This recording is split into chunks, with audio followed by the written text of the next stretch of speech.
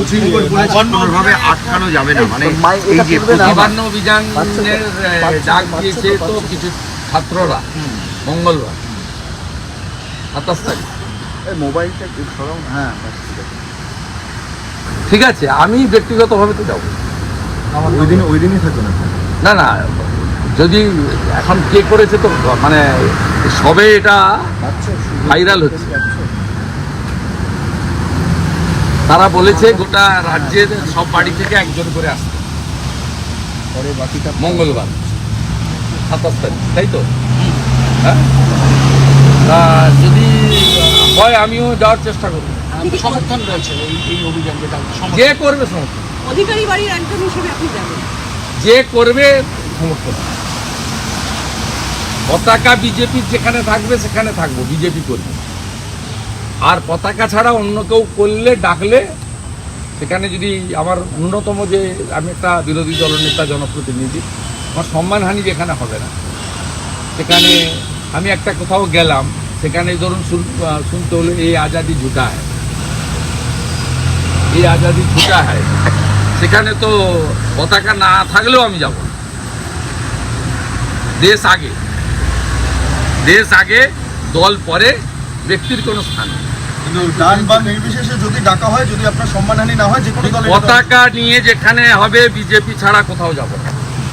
I am a discipline worker of the BJP, also elected representative. আর পতাকা ছাড়া যেখানে আমার ন্যূনতম সম্মান, আমাকে দিয়ে স্টেজে তুলতে হবে না, বক্তৃতাও করতে হবে না।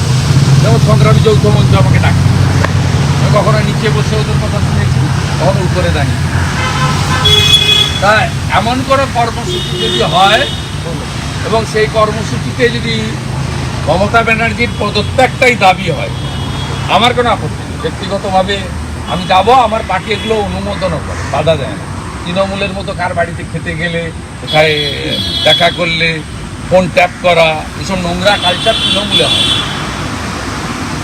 তৃণমূলে হয়। রাহুল সিনহা, আমি তখন পরিবহন মন্ত্রী, রাহুল সিনহার জন্মদিনের অনুষ্ঠান ছিল কোর্ট হাউসে, রাহুলদা আমাকেও কার পাঠিয়েছিল, সব দলের নেতা।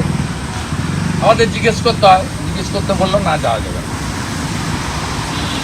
সিদ্ধার্থনাথ সিনহা পশ্চিমবঙ্গ বিজেপির ইনচার্জ ছিলেন, তার এক আত্মীয়ার বিয়ে ছিল, আমাদের অনেককে ডেকেছিল। আমি জানতে চাইলাম 14 তলাতে যে সিদ্ধার্থ সিনহা ডেকেছেন, তো সামাজিক প্রোগ্রাম যাব, বলে না যাওয়ার দরকার নেই, এটাতে ববি অ্যাটেন্ড করছিলাম। তৃণমূলে এসব কালচার আছে, বিজেপিতে জিজ্ঞেস করে না।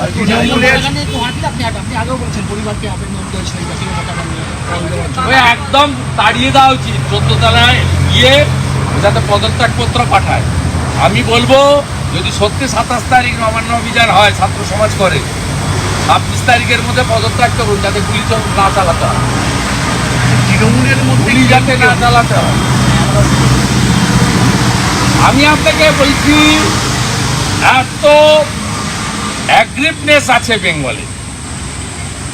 আপনারা ওই দিনের রাত দেখেছেন, ওই দিনের রাত দেখেছেন। আমি আপনাকে বলছি, মানুষ ফুটছে। এবং আবার বলি, আইন বেআইনি এসব কথা নয়, আইন তৈরি হয় জনগণের জন্য। তাই জনগণ যদি কোনো জিনিসকে মনে করে যে আমরা বদলে দেব, পাল্টে দেব, জনগণ যদি মনে করে এটাই ঠিক, সেটাই ঠিক, সেখানে আইন কোনো কাজ করে না। এবং জনগণ এখন মনে করছে এই সমস্যার মূলাধার হচ্ছেন রাজ্যের মুখ্যমন্ত্রী। তাই একদম ছোট থেকে বড় সকলের মধ্যে একটাই আওয়াজ, দফা 1, দাবি 1, মুখ্যমন্ত্রী পদত্যাগ।